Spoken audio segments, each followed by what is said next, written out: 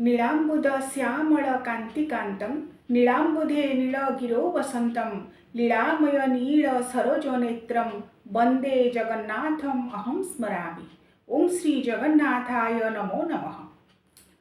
पवित्र पौष पूर्णिमा देवाधिदेव जी राजराजेश्वर समस्त देवतांक मध्यरे जी सर्वतो भावरे महाआराध्य रूपरे पूजा पाई ସେହି ପୂର୍ଣ୍ଣ ବ୍ରହ୍ମ ପରମ ବ୍ରହ୍ମ ମହାପ୍ରଭୁ ଶ୍ରୀ ଜଗନ୍ନାଥ ଅଖିଳ ବ୍ରହ୍ମାଣ୍ଡର ନାଥ କୋଟି କୈବଲ୍ୟନାଥ ମହାପ୍ରଭୁଙ୍କର ପବିତ୍ର ପୌଷ ପୂର୍ଣ୍ଣମୀରେ ହୁଏ ପୌଷାଭିଷେକ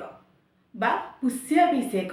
ବା ସୁବର୍ଣ୍ଣର ବେଶ। ମହଣ ମହଣ ସୁନା ଲାଗି ହୋଇ ମହାପ୍ରଭୁ ଅପୂର୍ବ ବେଶରେ ସଜ୍ଜିତ ହୋଇଥାନ୍ତି ପୌଷ ପୂର୍ଣ୍ଣିମା ଦିନ। ତେବେ ଆସନ୍ତୁ ଜାଣିବା ମହାପ୍ରଭୁଙ୍କର ସେହି ଦିବ୍ୟ ଭବ୍ୟ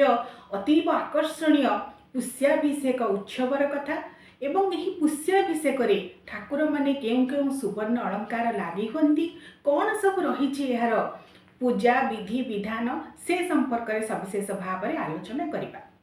आमर स्कंद पुराण ठारू आरंभ करी नीलाद्रि महोदय यात्रा भागवत वामदेव संगीता जिते सब पुराण मानकरे महाप्रभुंकर एही दिव्य भव्य पुष्याभिषेक उत्सव कथा वर्णना करा जायछि।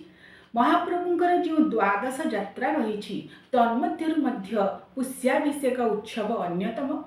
जो दिन ठाकुर मानक 108 गड़ु जल जो कि जल सहित घृत मध्य मिश्रित थाए से महाप्रभु को प्रतीकात्मक भाव स्नान करा जाए एवं कहा जाए यही पौष पूर्णिमा दिन जदि पौराणिक जुग कथा आम देखा श्रीरामचंद्र जी मर्यादा पुरुषोत्तम रावण को बध करी अयोध्या को प्रत्यावर्तन करने पर जितेबले राज्यभार ग्रहण कले सेतेबले पौष पूर्णिमार पुष्य नक्षत्र तांको अभिषेक करा जायतिला। जेहेतु महाप्रभु स्वयं अवतारी तांकठारु समस्त अवतार माने सृष्टि होइछन्ति तेणु श्रीरामत्वर प्रतीक भाव में राजराजेश्वर महाप्रभु को यही दिन अभिषेक करा जाए। आहुरी मध्य से हेउछन्ति उत्कलर राजा समग्र विश्व ब्रह्मांडर राजा राजराजेश्वर। तेणु पौष पूर्णिमा से राजराजेश्वर महाप्रभु जी उत्कलर अधीश्वर 4.5 कोटी ओडियांकर प्राणर देवता एवं समग्र विश्व ब्रह्मांडर नाथ तांकु अभिषेक करिबा परे समग्र विश्वर मंगल साधित हुए बोली मध्य विश्वास करा जाए। आहुरी जदि आमे पौराणिक आख्यान कथा देखिबा तेबे पौष पूर्णिमार पुष्या नक्षत्र स्वयं देवराज इंद्र को तांकर गुरु बृहस्पति अभिषेक कराइथिले जद्वारा से असुर मानक ठारू विजय लाभ करथिले। एवं आहुरी मध्य कहा जाए बराह संहितार मध्य वर्णना करा जायछि जे जेतेबेले पृथ्वी लक्ष्मी परित्यक्त हैला सेतेबेले स्वयं श्री विष्णु इंद्र सोम बृहस्पति एवं शुक्र लक्ष्मी को प्रार्थना करथिले एवं लक्ष्मी द्वारा ये जगत पुनर्बार अलंकृत होगा फल जगतर समस्त प्रकार सौभाग्य श्री फेरी आसीथिला। एवं आहुरी मध्य कहा जाए जे पौष पूर्णिमा दिन राजा माने अभिषेक हेबा परे ब्राह्मण माने तांको पैता प्रदान करती यह द्वारा प्रजा मानकर मंगल हेबा सहित समस्त प्रकार श्री वृद्धि पाई थाए राज्य। तेणु पौष पूर्णिमार पुष्याभिषेक उत्सव आमर आराध्य देवता महाप्रभु श्री जगन्नाथ निजे अभिषिक्त हुअन्ति। चतुर्धा मूर्ति जेहेतु एक स्वरूप एक ब्रह्म द्वितीय नास्ति तांकु सुवर्ण बेशरे भूषित करा जाए। पुष्याभिषेक उत्सव तांकु अभिषेक करा जाए ता सहित गजपति को मध्य एक दिन पुष्याभिषेक करा जाए। तेबे श्रीमंदिर रे जेतेबेले पुष्याभिषेक नीति पालन करा जाए ता पूर्व दिन अर्थात पौष शुक्ल चतुर्दशी दिन एथि निमित्त अधिवास करा जाए कारण महाप्रभुकर कौनसी कर्म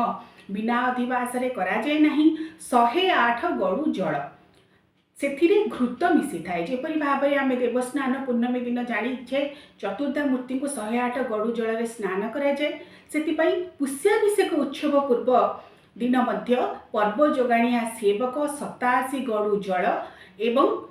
21 गड़ु 26 गड़ु घृत को आनी भोग मंडप रखि थांती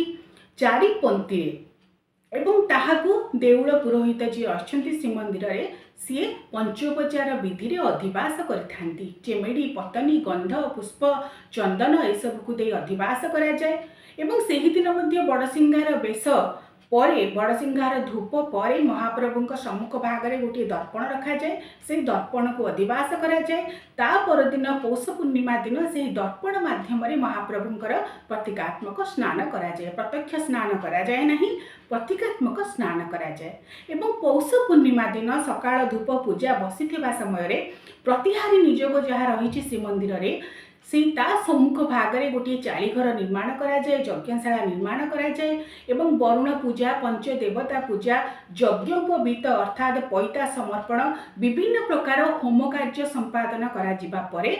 जल छेक विजे पाई प्रस्तुति आरंभ करा जाए जे शुद्ध स्वार सेवक रही से श्रीमंदिर रोषशाला जाती घी गरम करने जो घृत रही है गड़ू मानकरे ताकू गरम करने रोष घर नि आनती तापर से घी गुड़ी को गरम करी जो गड़े जल मान थी मिश्रित करती तापर प्रतिहारी जितेबाला डाकवा जाती जल छेक से गराबड़ू सेवक माने मुहरे बाघ नखी गामुछा पिंधि चारि थर चारि पंक्ति आनी रत्न सिंहासन तले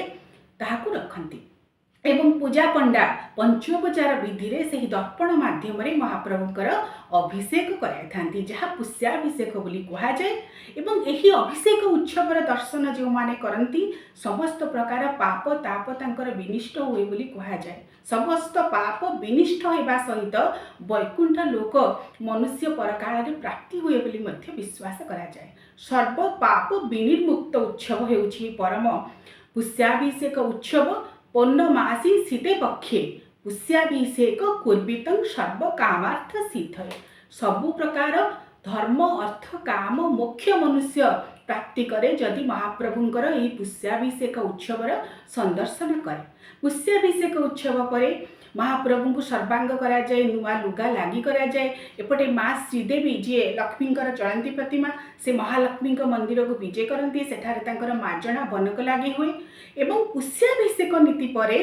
चतुर्था मूर्ति को सुवर्ण अलंकार विभूषित करा जाए सुवर्णर किरीट बा मुकुट जहाँ श्रीजीव मानकर मस्तकभूषण मस्तकर अलंकार ता सहित कुंडल हस्तरे श्रीभुजरे सुवर्णर हाथ सुवर्णर पाद ता सहित तड़गी कुंडल चंद्रसूर्य आड़कानी सेवतीमाड़ी हरिडामाड़ी बाहाडामाड़ी ताबिजमाड़ी बाघ नखीमाड़ी स्वतंत्र भाव में श्री बलभद्र को लगी करा जाए श्री जगन्नाथ को ताबिजमाड़ी लगी करा जाए एवं देवी सुभद्रा को तड़गी कुंडल लगी करा जाए विविध प्रकार महन महन सुना अलंकार रे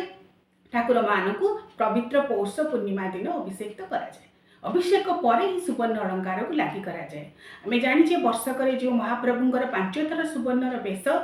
दशहरा बा विजया दशमी दिन कार्तिक पूर्णिमा दिन दोल पूर्णिमा दिन एवं पौष पूर्णिमा दिन ता सहित आषाढ़ शुक्ल एकादशी बा बड़ तढ़ाऊ एकादशी रे रथ उपरे महाप्रभुंर बड़ तढ़ाऊ सुवर्णर बेश तेणु पुष्याभिषेक नीति एवं सुवर्णर अलंकार लगी हेबा परे रोष घर यात्रांगी भोग होगापी छेक डाकवा जाती प्रतिहारी सेवक सेतबेल को माँ श्रीदेवी प्रत्यावर्तन करती एवं रत्न सिंहासन से विजय करपटे मुदिरस्थ सेवक यात्रांगी भोग रत्न सिंहासन पाखक आसवा पर प्रसाद लागी करती एही दिन गोटे स्वतंत्र विशेषता होउची जे दंड छत्र संस्कार हुए एवं स्वयं भितरुच्छ महापात्र निजे से ही दंड छत्र को धरी रत्न सिंहासन उपरे ठिया होई रहंती दंड छत्र मूलरे भंडार मेकाप सेवक सही दंड छत्र को धरी रखती एवं पूजा पंडा सेवक 16 उपचार विधि ठाकुर मान को भोग को निवेदन करती नैवेद्य को निवेदन करती तापरे परे आलती बंदापना हुए मुदिरस्थ पति महापात्र पूजा पंडा तीन ठाकुर बाड़े बंदापना करती तापरे परे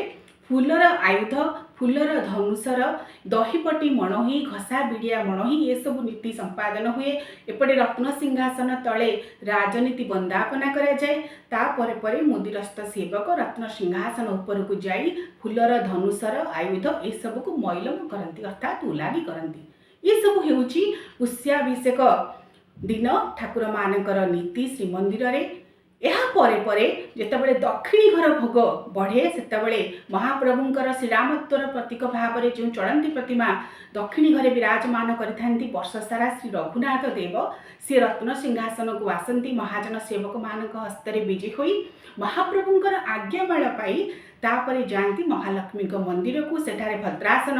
କାଷ୍ଠ ନିର୍ମିତ ଆସନ ଉପରେ ବିଜେ କରନ୍ତି। ସେଠାରେ ତାଙ୍କର ପଞ୍ଚାମୃତ ମହାସ୍ନାନ ବଢ଼େ। ଶୀତଳ ଭୋଗମଣ ହିଁ ଲାଗି ହୁଏ। ବନ୍ଦାପନା ପରେ ପୁନର୍ବାର ଦକ୍ଷିଣୀ ଘରକୁ ସେ ଲେଉଟି ଯାଆନ୍ତି। ଏଇଭଳି ଭାବରେ ଶ୍ରୀମନ୍ଦିରରେ ମହାପ୍ରଭୁଙ୍କର ପୌଷ ପୂର୍ଣ୍ଣିମାରେ ପୁଷ୍ୟାଭିଷେକ ଉତ୍ସବ, ପୁଷ୍ୟାଭିଷେକ ନୀତି, ସୁବର୍ଣ୍ଣ ଅଳଙ୍କାର ବେଶ ଏସବୁ ସମାହିତ ହୁଏ। ବିଶ୍ୱାସ କରାଯାଏ ଏସବୁ ନୀତି ମହାପ୍ରଭୁଙ୍କର ସୁବର୍ଣ୍ଣର ବେଶ ପୁଷ୍ୟାଭିଷେକ ନୀତିକୁ ଯେଉଁମାନେ ଦର୍ଶନ କରନ୍ତି ସେମାନେ ମହାପୁଣ୍ୟ ଫଳ ଲାଭ କରନ୍ତି। ପବିତ୍ର ପୌଷ ପୂର୍ଣ୍ଣିମା ପୁଷ୍ୟାଭିଷେକ ଉତ୍ସବ ମହାପ୍ରଭୁଙ୍କର ରାଜରାଜେଶ୍ୱର ସୁବର୍ଣ୍ଣ ବେଶ ଅବସରରେ ସମସ୍ତଙ୍କୁ ଅନେକ ଅନେକ ଅଭିନନ୍ଦନ। ଓಂ ଶ୍ରୀ ଜଗନ୍ନାଥାୟ ନମୋ ନମଃ।